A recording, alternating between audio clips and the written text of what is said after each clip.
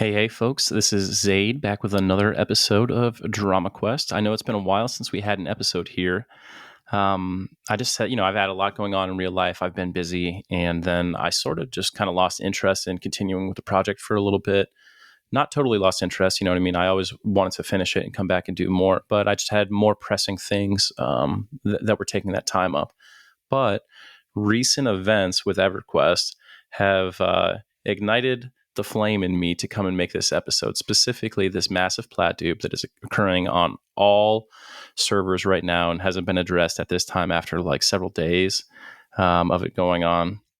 Now, we're going to get into that, and that's a big deal right now, but it's not the sole focus of this episode. This episode is actually going to be me talking about the legacy of staff incompetence for years and years and years now across EverQuest. Now, my timeline for this is specifically going to deal like mostly with things that have happened since 2011, and I'm sure I'll miss some things. But yeah, I mean, it's just crazy. Over time, EverQuest has become more and more of a shit show, like a 24/7 clown car of obvious mistakes, of rules not being enforced, and just poor, disjointed, dumb decisions constantly. And players have been dealing with it. And in some cases, players have been the only reason that things got fixed or were developed correctly before things launched in a ridiculous state. So let's just go through some of these. I don't think this will be a particularly long episode because it won't take me too long to list all of these things. But I mean, like going all the way back to like 2011 here, you just got random GM rulings all the time. Whenever there was conflicts between guilds, you had like, okay, like today to get the mob, you have to roll. Tomorrow to get a mob, you have to do Lord of the Rings trivia. The next day it's a duel. And then the next day it's first in force. And then today it's a DPS race. And the next day it's first to engage and blah, blah, blah. Like it was just a constant changing clusterfuck. And, we've had for years, probably forever, the problem of developers or GMs being in different guilds. And I mean, I could say this like very personally, you know what I mean? I've had people in our guilds who have worked on EverQuest 2, and give you a direct line to staff when there are issues. I've been in Plane of Fear on Lockjaw, and someone decided to train our raid, and they got suspended immediately because a GM was in our raid on his player character. All that kind of good stuff happens, and it just shouldn't happen. It's pretty unprofessional, and more often than not, when these people are in the guilds, the guild leaders know about it. We had a thing that happened a couple of years ago here where there was a top retail guild that had a number of developers in it, and they basically said like, hey, can you show me a list of everyone in my guild who's using MacroQuest? And the devs were like, yeah, sure. And they just gave them a full list of all the players who were doing it. And the screenshots with this showed that they included like the actual file path to MacroQuest in the players' PCs, right? Their file directories, which is totally crazy. And I mean, like, I'm no legal expert, but probably illegal. So it's totally crazy that happened. And as far as we know, never was addressed or had any repercussions, despite it being brought up. Usually the posts about it are just deleted quickly. So, I mean, that's just totally crazy to think that, like you're in a guild and your things from your computer can be shared with other random players, you know what I mean, in your guild or in an opposing guild. But that also gives you a huge advantage. You might think like, okay, so what does that just do? Let them kick out the people who cheat from their guild and keep the guild better? Not really. What it lets you do is it lets you plan your launch.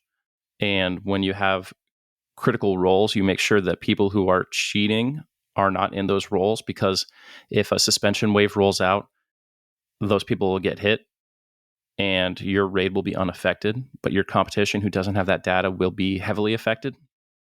And of course, you think, well, people shouldn't be cheating, so it doesn't matter. But they went so many years without enforcing any rules on these servers, or just like token enforcement. You know what I mean? Once or twice a year, they do a suspension wave for people who are cheating, and it just amounts to nothing. Like, right, you miss a week, a year, 3 days a year for cheating.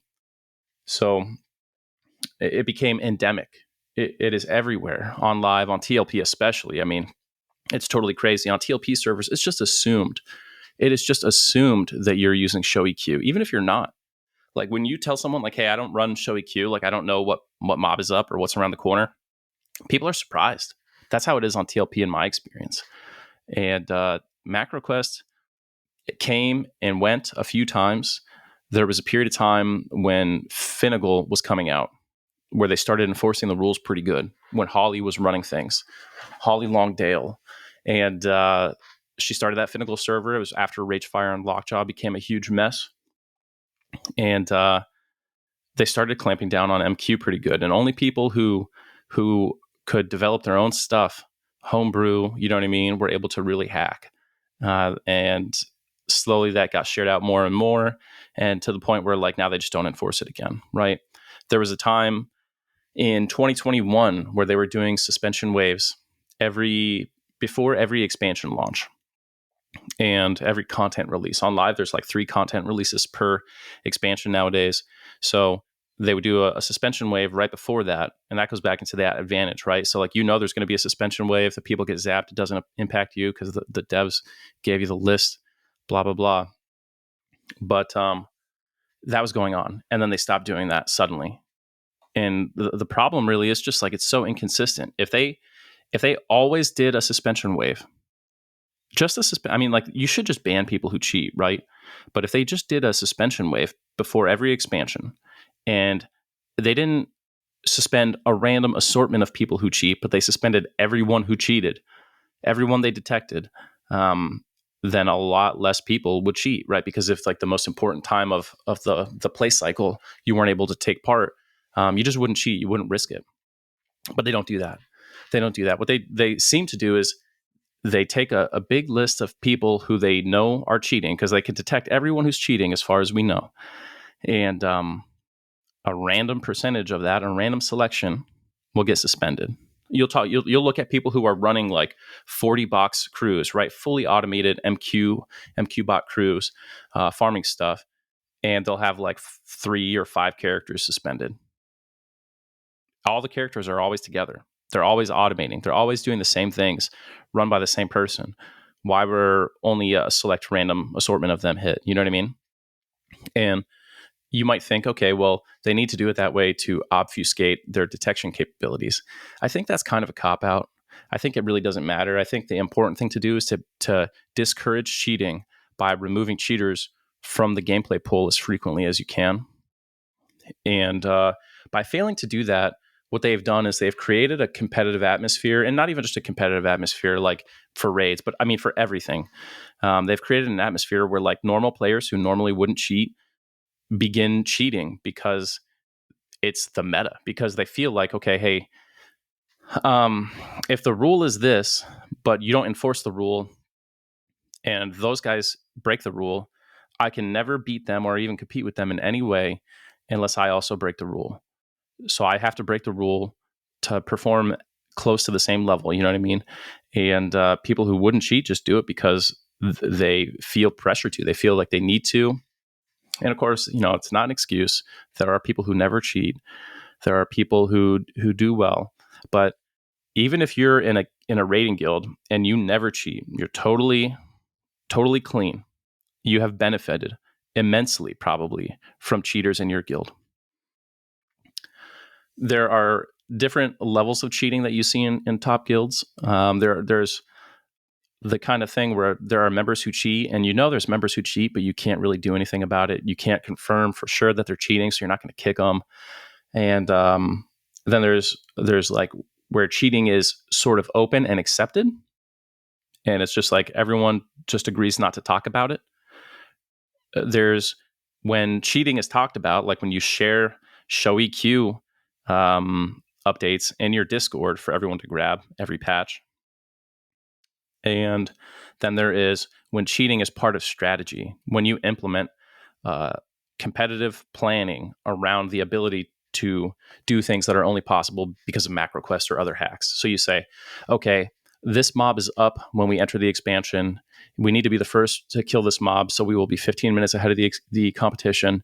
And so this group will warp to it and kill it. That's like a policy level cheating that happens.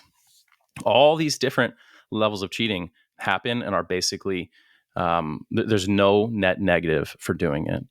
The only sort of net negative that there used to be was that if you cheated enough and it was kind of well known, it would hurt your recruitment. But it's become so ubiquitous and so unenforced over the years that I don't even think that it hurts your recruitment anymore. People just accept it.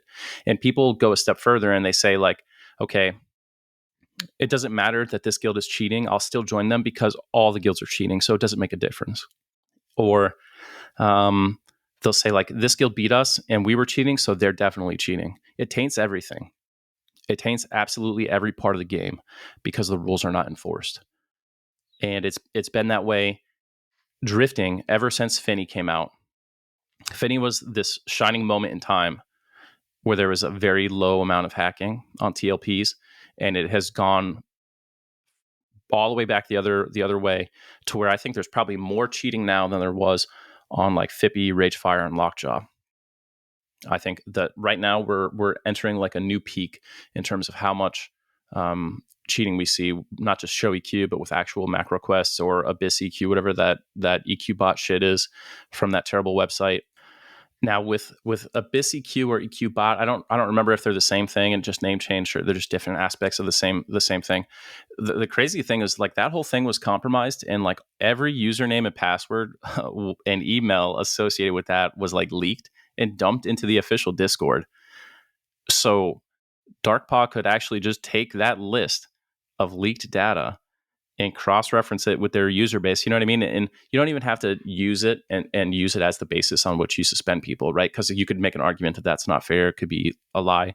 But you see the names. You could investigate the players and quickly see whether or not they're actually cheating, right? For people who aren't familiar with the extent of what the cheats allow you to do, there's all sorts of things. Like Show EQ is just going to be a live map where you could see everything on the map, all the creatures as they move, all the players as they move. And that's going to be like a totally different piece of software that is probably in like a different monitor or something that you watch. Most people don't even consider it bad. At least the people I've talked to, it's considered like, if you said, oh, so-and-so is using Show EQ, people would say like, who cares, right? Or some guilds even like, they're like, hey, we don't want our poolers to not be using Show EQ. And then you have like MacroQuest, which has a suite of tools that I'm sure most people are familiar with. You have like automation software, which lets you just like kind of script what you want characters to do. Imagine if you have a Gina trigger, right? People are familiar with Gina. If you had a Gina trigger that said, when your invis is fading, it pops up on your screen, says, hey, invis is fading. So you, the player, re-click your invis. Imagine if whenever the log came through that said invis is fading, instead of it alerting you, the character just stopped automatically and re-invis. Now expand that out, to immensely complex levels, and you could just autopilot raids, especially those early simple raids. So that is a thing you could do. But you also have the thing called far taunt, where you could target a mob. Well, first you could target a mob from anywhere in any zone, right? So like if you're in a zone at the zone line of Straw Temple, you could target Blood of Straw, and then far taunt lets you do exactly what it sounds like. You just taunt that mob, no matter how far away it is, and then the mob comes running up to you, usually solo. So obviously super powerful, unbelievably powerful on a server like Oakwind, where first to engage is the law of the land. Then there's more devious hacks like warping, the ability to just target something and then warp directly to it, so you instantly transport it like the mob coughed you, or you can warp to a location, like a set of coordinates. All that stuff is possible. I think with EQ bot, they have like actual speed hacks and stuff. There's a thing called like do crack that lets you like just basically become immune to fear and root and probably snare, all that kind of shit. So imagine being a character that couldn't be feared, rooted, mezzed, stunned, or snared. And all your things were like automated. Like if you were a cleric, it would automatically target the lowest HP person on your extended target window and heal them based on their health. So all that could be a thing. I mean, like automated healers, I bet, are better than regular healers, like real healers in some scenarios, especially in early EQ where it's pretty simple and you don't have to make a lot of decisions. That's where that stuff really shines, and it's why we see it so abused on the TLP servers. And this stuff is well known. It's well known in the EQ community. It's well known by the staff, and we just don't see enough enforcement of the rules. Like, why don't they do anything about it? Honestly, the one server that got fucked the hardest for cheating was Rizlona, which was advertised as a server where you could do all that shit. And then they started suspending everyone on the server for doing it. It was crazy. So, of course, just more GM, more staff incompetence coming straight from the top, deciding not to do anything and enforce these rules. And you have to assume it's because of the bottom line, right? That if there's 100 accounts in this bot army, well, if you suspend them all or remove their ability to bot effectively, then you're losing your income. Like, look at Siren's Grotto. It's ruined now on every single server, of course, because of the Plat Dupes that we're going to talk about. But on Siren's Grotto, on any given TLP, you could walk into Siren's Grotto from the time Velius comes out till, I don't know, like Gates of Discord. And there would be a big bot team in every pick farming Siren's Grotto for gems and plat, 24/7 around the clock. How could that happen? How could it be that a person is doing that and it is the same group of people doing it on every server? How could that happen and there's no enforcement? How could you not ban or suspend them? It's so obvious, so egregious. And they just don't do anything about it. If you get really, really loud, you can maybe get them to enforce it. Maybe. But it's only a temporary suspension and the people come right back. I mean, trust me, a suspension or even a ban is not a deterrent to people who can literally just set a script to more or less level their team back up. And in a matter of a few days, they're active again, redoing their stuff. And you only ban them once every 6 to 12 months. It just doesn't mean anything. It's like a 3-day holiday for them. So totally meaningless levels of enforcement.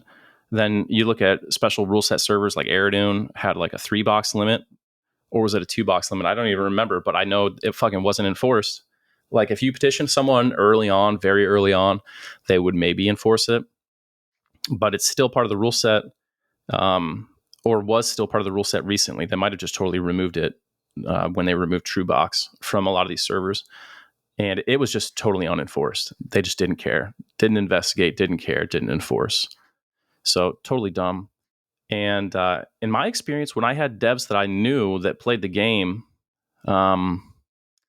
these were EQ2 devs at least, but they were using super custom MacroQuest compiles that they were tailoring themselves.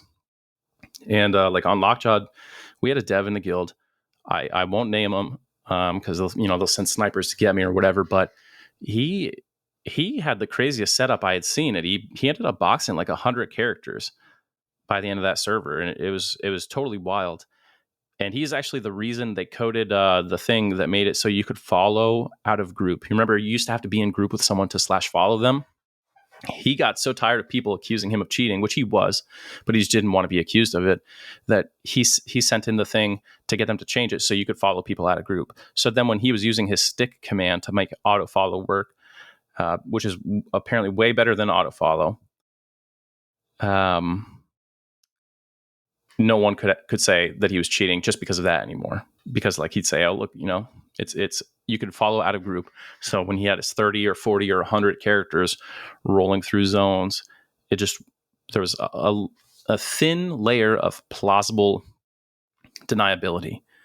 So that I think is the biggest issue here is this lack of enforcing rules. Like, I mean, you literally have like Blizzard, like World of Warcraft developers crafting active hacks for EverQuest, a competing game. And the staff knows about it and they just don't do anything. So I don't know what more you could need, but I don't know if they'll ever fix it. I hope they do. But this kind of shit makes it like not worth playing the game seriously on these servers. So on top of random GM rulings, unenforced rules, devs in the guilds, they also have like super broken shit that will go months or years without being fixed. Like, remember on Fippy and Vulak, the Harm Touch Wars, when Harm Touch did like more than 10% of a mob's HP total, and you could just sit there with, again, macro quested Shadow Knights. Like, you could just have like 10 naked Shadow Knights and they would just instantly kill any raid mob. And that was for like over 6 months. It didn't get fixed. And they knew about it, and we cried about it every single day, and they just didn't care. And it's like, the game is not really in a playable state for raid content right now because of this one thing. Like, just change the number to be, I don't know, 600 instead of 3,000. Totally crazy. Then half the time they don't understand their own game. You'll do beta raids, and you'll have a death touch mechanic in a beta raid that kills you if you don't get True North cast on you. And you have to explain to the developer that True North is a self-only spell. So the majority of your raid, when they get hit with that ability, just dies and has no choice but to die. And yeah, I understand that there's like some obscure item that you can use from like Eldon or some shit that lets you cast True North. No one's going to try to farm that for their whole guild.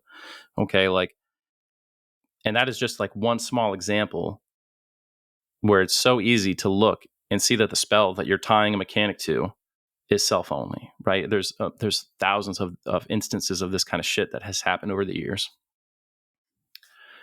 And that's, you know, a person who's developing the premier content for a new expansion, premium content that you have to pay for every year. And like talking about premium content, think about Airdoon and them not enforcing that true box thing, not the true box thing, but the 3 box limit. Like, that was part of the advertised rule set. That was on a server where they advertised GM enforcement was the custom rule. Like, hey, GMs are really going to be here. They're really going to do shit here. Not. They didn't do it. That was a premium server that people are paying just to log into. So that brings us to Mischief. Mischief has been its own shit show, like almost from the start. Okay, like it launched in an obviously broken state that was super predictable, and like 10 minutes of testing on a GM character could have revealed. There was a bunch of loot from way out of era, like TSS kind of bullshit, dropping off of rare mobs that shouldn't have been in the game because it was in the random pool. And everybody knew before Mischief launched that this was going to happen. Everyone was like, I bet this is going to drop. It was talked about on the forums. It was talked about in Discord. And sure enough, despite all the warning and predictions, it did indeed happen. And then they're like hotfixing it. You know, they're hotfixing it as it happens, but you're just like, you could have hotfixed it yesterday, the day before launch, because it was so predictable and it wouldn't have broken anything. You had spike golems dropping Cloak of Flames in Plane of Hate. Like, come on now. The golems in Plane of Fear, which respawn on pick, were dropping Dragon and God loot. So we would just go into Plane of Fear, kill the golems. Just bringing our raid force into Fear would spawn a pick zone of it. So you pick over, kill them again, zone out, zone back in, repop the pick, repeat ad nauseum. Which was totally ridiculous. And then in Classic, yeah, definitely in Classic, in late Classic or maybe early Kunark of Mischief server, there was this massive Plat Dupe. And the Plat Dupe was, as far as I know, not related to this one that we have currently. This was just a Plat Dupe that a very small number of players had access to via a hack, and they were able to massively inflate the chrono market on Mischief. And even though chrono went up like 300%, probably like more than 300%, it went from like being 1,000 plat to being like 300,000 plat on Mischief for a chrono. Devs at first like didn't even believe it. They weren't making any comment on it. Never really fixed it. It was just like through natural patching, the availability of that hack to work was degraded, and the incentive to use it to generate more platinum was degraded because the price of chrono versus the time investment to buy and offload it, you know what I mean, just became not worth it. So that like just wrecked the Mischief economy for no consequence, no reversal. totally wild, and they just weren't they were unable to detect it. They couldn't do anything about it. And there was in Velius, there was an item dupe that was known to like 5 people, probably more than that, but the 5 people that I know of. You could dupe an item. It was very risky, and that was done a few times. Now we've got this current. Now I'll stay on mischief here. Then in Velius we had like a bunch of dumb shit loot issues, like Yellonak. For some reason, there was 3 Yellanaks on the table for loot for tier 1 in Velius. So like every time you killed a tier 1 target, there was like triple the normal odds that you were going to get shitty Yellonak loot. Then in Lucklin, they tried to make the shards of Lucklinite more common, make them zone drops, but they didn't take the 5 minutes it would take to go on to test and just like mass kill a zone with one GM kill button to look at the items. So they sent out the wrong items, making it impossible to key for VT. That was cool. You just had these shards of Lucklinite or that did nothing. These lucid shards, sorry. So that was great. Took a week or whatever to fix it. Then in Plains of Power, another cool one, there was 2 Solasec rows on the table. One was in tier 2, one was in tier 1, which made all the tier scheduling all fucked up and meant you got a ton of Solasec row loot. And then like tier 2 of Plain of Time wasn't even on the random table for some reason for like the majority of the expansion, making it the rarest loot in the game. Mobs were spawning like that dropped top raid loot and could be infinitely farmed. I think, what was it, Mujaki? Everyone remembers that. In Kunark, that same shit was happening. Ragefire, you could like mass farm Ragefire for VP loot. In Velius, Western Waste trash dragons that spawned on picks dropped Vulak loot and Avatar of War loot, but Avatar of War himself didn't drop any loot, dropped like no loot at all. So all these things that you could actually just like diagnose in 10 minutes, especially with a GM character, they could just walk up to a mob on test and kill it instantly. Just go unfixed. You've got them pushing shit to test server.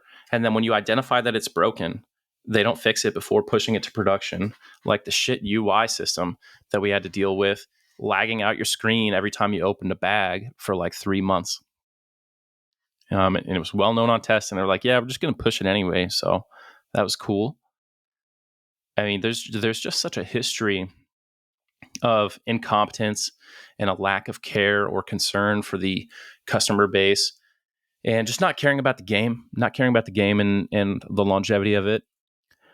And that brings us pretty much all the way back to today, right? Today, we have a massive Plat Dupe that is available on every EverQuest server and has generated probably more than trillions of platinum. Like you just walk up and give someone 1 billion plat at any moment, and has wrecked the economy globally in the game. And it's been going on for a number of days, has been unaddressed. Every time it's brought up, all the stuff about it is deleted if Daybreak or Darkpaw controls the forum or the Discord that you're posting in. So like you can't even ask about it, but everyone knows about it. It's not like they're hiding anything. It's insane to me that as soon as they were alerted about this, they didn't just bring the servers down and say, hey, we're going to take 5 hours and figure out the fix for this, and then bring the servers back, or just undo the shitty system they added that enabled the dupe, and don't put it back until you figure out how to make it not create a dupe. Hey, that's what we have test server for. So that would be cool. But they didn't do any of that. And as of the time of this recording, and probably still at the time that you're listening to it, you could log into EverQuest on any server, dupe as much plat as you want, and if anyone is dumb enough to sell you a chrono at this time, you could buy it. So I don't know what they're doing. It's a constant shit show. There is really no reason that it shouldn't have been stopped already. But this is like the second dupe in a couple years that has pretty much had no staff recognition from. And this one, unfortunately, is like massively known and is impacting every server. So every economy is just totally fucked right now. Every server economy, every bazaar, totally worthless. Chrono values. If you could find someone to sell you a chrono, it just doesn't matter. I don't know what they'll do, if they'll do like a multi-day rollback or what's going to happen. I imagine they'll suspend the people who abused it, but I mean, it's the economy, so it spreads so endemically that it's just going to be a big problem to chase. So, yeah, it's just a shit show, 24/7 shit show. And the rules are almost never enforced. When they are enforced, it's random, haphazard, selective, and ineffective. And it's been this way for years and years, and it's probably going to continue being this way for years and years. And it's a shame because at its core, across almost every expansion, EverQuest is a great game, but it's just been horribly mismanaged and mistreated and not cared about by the staff for so long that we're in this state. You know what I mean? Where normal everyday players are just like loading up hacks because fuck it, there's no consequence, and that's where we're at. So I don't even personally think that it's really worth playing on official EverQuest servers right now. I think that if you continue playing on them, if you continue playing on TLPs, continue playing on live retail servers, like you're just communicating to them that it's still okay. You know what I mean? There has to be a point where failing to fix things results in a loss of revenue. And I think they hit a point probably a long time ago where, because they went so long without addressing the cheating and the hacking, it created a system where people who were going to quit over it already quit. And now when they ban people who are cheating, it's too much of the player base. And the people who quit because of cheating aren't going to come rushing back after like one ban wave, right? Because the faith, the confidence in the company is so low that if they do a mass ban wave, I'm just like, okay, cool. It's the semi-annual ban wave. Who cares? But if they started doing it really hardcore, even for a couple months, it would take so long to get that goodwill back for players. You know what I mean? And players would have still assumed that there was more cheating happening because it's just been so long. And so much of the player base is actively cheating that they just like kneecap their profit levels so severely by enforcing the rules. I don't know if they can enforce the rules anymore without risking a serious hit to the revenue source. And that might be the unfortunate reality of EverQuest now and in the future. It might be a system where, like, hey, you know what I mean? Cheating is just going to be part of it. And you can participate or not, but even if you're not cheating, you're benefiting from cheating because it is so common and it's in every single guild. And if it's not cheating, then it's corruption. And you have to accept that every year or two, there's going to be a massive dupe that wrecks the economy. And that dupe that was on Mischief, by the way, still not fixed. So every now and then it'll roll around. And if you're on a fresh TLP, you can expect the economy to randomly get wrecked when the stars align.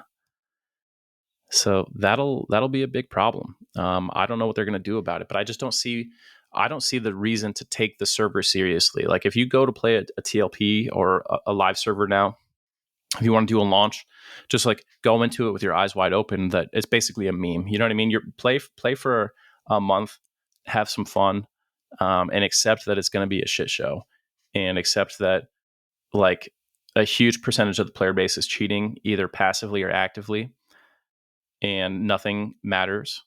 And there will be bots. There will be massive amounts of RMT, and the staff will just kind of look the other way. I don't want it to be that way, but that's kind of the way it's going to be.